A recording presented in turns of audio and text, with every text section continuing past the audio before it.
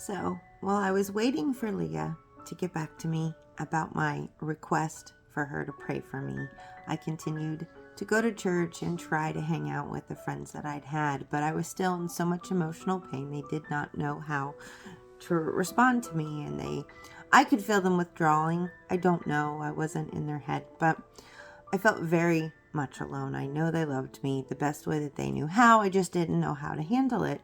And so I felt compelled to write a story. And I wrote a story about the race I was in, and I called it The Race, and I want to share that with you right now. The race. My journey towards healing was like a long-distance race across the country. I found myself at the starting line with my friends beside me. They were full of encouragement. "We'll stand with you and help you along the way." Their job was simple. All they had to do was drive beside me, occasionally handing out water and food to help sustain me as I ran this race to my healing. After many days, through treacherous mountains and deep valleys, my friends got tired of driving so slow. They loved me very much, but they were no longer as enthusiastic as they once were. Within the first few weeks, my feet had developed blisters and they began to bleed. I often would cry out in pain. My friends felt helpless. They wanted to make the pain stop, but there was nothing they could do.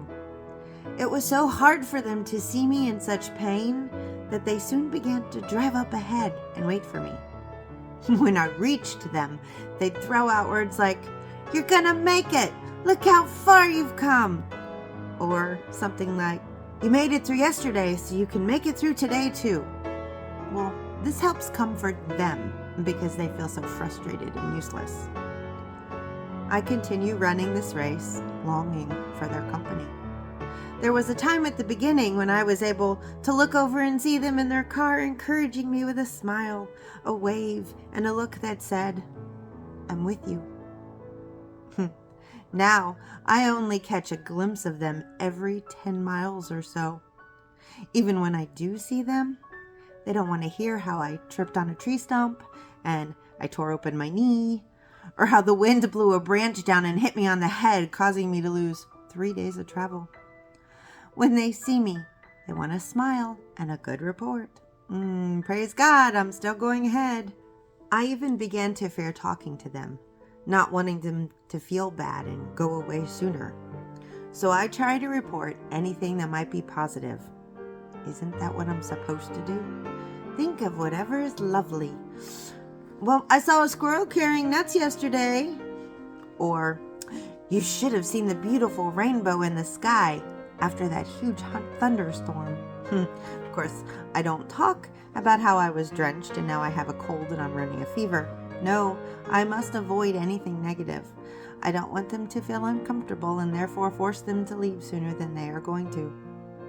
Yet no matter how hard I try, pretty soon my face and my hands have become so filthy and my legs and feet so blistered and bloody that my friends can't stand to look at me.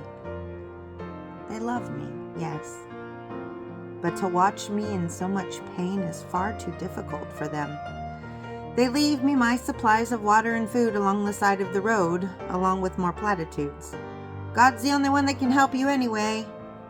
They drive on and wait for me at the finish line. Yes, they are my friends. They haven't really abandoned me. They are waiting for me to finish the race to healing, aren't they? Then why do I feel so abandoned and like I'm running alone? Can't they see that I didn't need them to help me or fix me? I just wanted them to accompany me on my journey. It has to be easier to drive along beside me than it is to be me and to run this race. But I can't take the easy way out like they can. I must run and keep running if I ever want to find my way to freedom and healing. Lord, please bring me those who will drive beside me, those who I can cry in front of when the pain is too hard, without fear that they will drive off because they don't know what to do.